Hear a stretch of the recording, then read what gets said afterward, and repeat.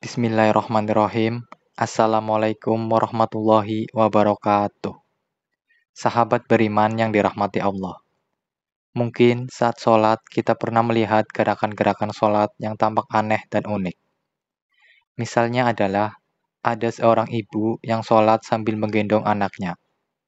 Bahkan ada seorang bapak yang menjaga anaknya dengan mengikatkan seutas tali, supaya anaknya tidak berjalan terlalu jauh dan lain sebagainya.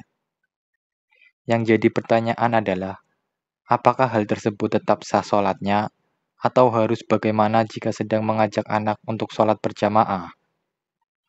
Yang perlu saudaraku ketahui terlebih dahulu dari gerakan sholat adalah, ada gerakan yang diharuskan, ada gerakan yang dianjurkan atau ditoleransi, ada gerakan yang diperbolehkan, ada gerakan sholat yang sebaiknya dihindari atau makruh, dan ada juga gerakan yang sangat dilarang. Di video kali ini, saya akan menjelaskan satu persatu mengenai gerakan-gerakan tersebut, sehingga kita semuanya menjadi paham dan bisa menghindari, jika memang perlu dihindari, dan dikerjakan jika memang harus dikerjakan. Yang pertama adalah gerakan yang diharuskan. Kalau untuk gerakan sholat, yang diharuskan mungkin saudaraku semuanya sudah paham, yakni gerakan yang harus memenuhi syarat dan rukun dalam sholat itu sendiri. Yang kedua, gerakan yang dianjurkan. Maksudnya adalah gerakan yang mendapat predikat sunnah atau baik apabila digerakkan tersebut dikerjakan. Di antaranya adalah meluruskan shaf dalam sholat, merapikan shaf, dan mengisi kelonggaran dalam shaf. Mungkin hal ini saudaraku juga sudah cukup paham, jadi akan saya lanjutkan dengan yang ketiga, gerakan sholat yang diperbolehkan atau ditoleransi. Gerakan sholat yang diperbolehkan maksudnya adalah gerakan tubuh kita saat sholat, karena ada keperluan, dan salah satu contohnya yakni mengerjakan sholat sambil menggendong bayi. Kenapa hal tersebut masih diperbolehkan dan sholatnya juga masih tetap sah? Di dalam sebuah hadis riwayat Imam Bukhari, dijelaskan bahwa Nabi Shallallahu Alaihi Wasallam pernah sholat sambil menggendong Umamah binti Zainal, cucu perempuan Nabi. Saat beliau berdiri, digendonglah cucu tersebut, dan pada saat sujud, ditaruhlah cucu Nabi tersebut.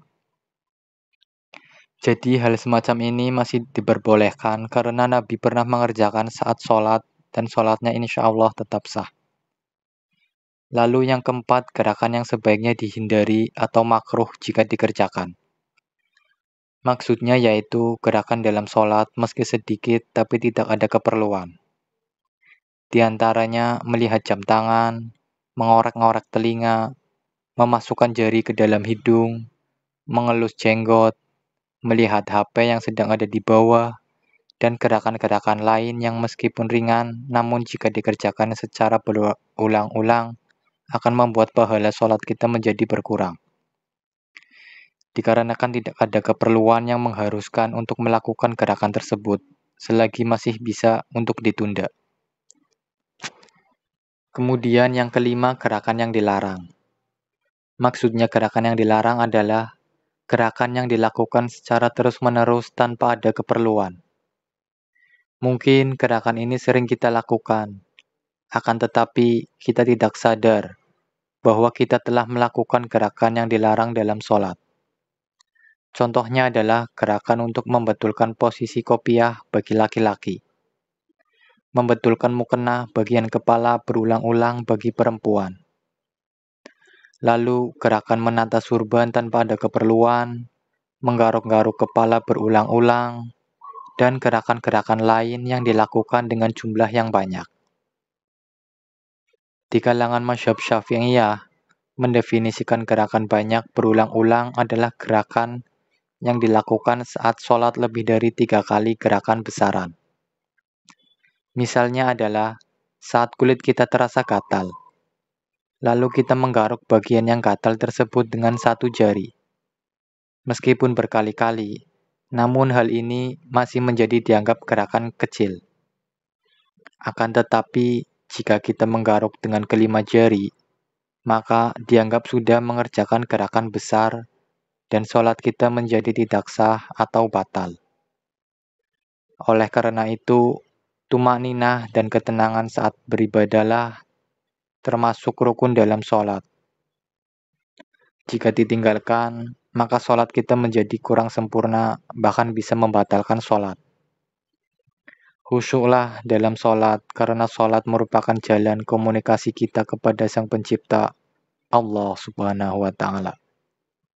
Semoga kesalahan yang mungkin pernah kita kerjakan dalam sholat bisa diampuni oleh Allah Subhanahu wa Ta'ala.